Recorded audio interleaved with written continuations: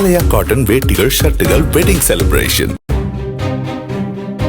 கடலூர் சிப்காட் தொழிற்சாலையில் ரசாயன புகை வெளியேறியதால் கண் எரிச்சல் போன்ற காரணங்களால் பாதிக்கப்பட்டு அரசு மருத்துவமனையில் சிகிச்சை பெற்று வரும் மக்களை அமைச்சர் MRK பன்னீர்செல்வம் சந்தித்து ஆறுதல் கூறினார். பின்னர் செய்தியாளர்களிடம் பேசிய அவர், சென்னையிலிருந்து மாசு கட்டுப்பாட்டு வாரிய உயர்மட்ட குழு சிப்காட் பகுதியில் உள்ள அனைத்து தொழிற்சாலைகளிலும் ஆய்வு மேற்கொள்ள உள்ளதாக கூறினார்.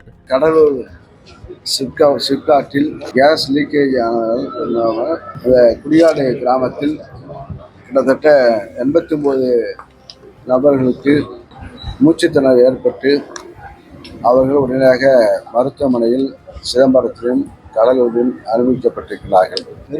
அந்த நிறுவனத்தை தொடர்ச்சியாக ஆய்வு செய்ய வேண்டும் என்று அறிவுறுத்தப்பட்டு இண்டஸ்ட்ரி சர்க்கி அவர்களும் அதேபோல் பொல்யூஷன் டிபார்ட்மெண்ட்டும் அது சென்னையிலிருந்து நாளைக்கு வந்து ஆய்வு செய்ய இருக்கிறார்கள்.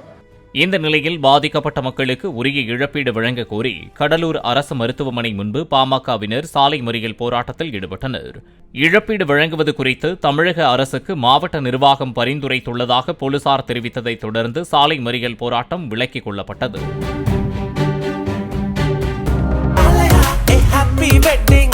ஆலயா காட்டன் வேட்டிகள் ஷர்ட்டுகள் வெட்டிங் செலிப்ரேஷன்.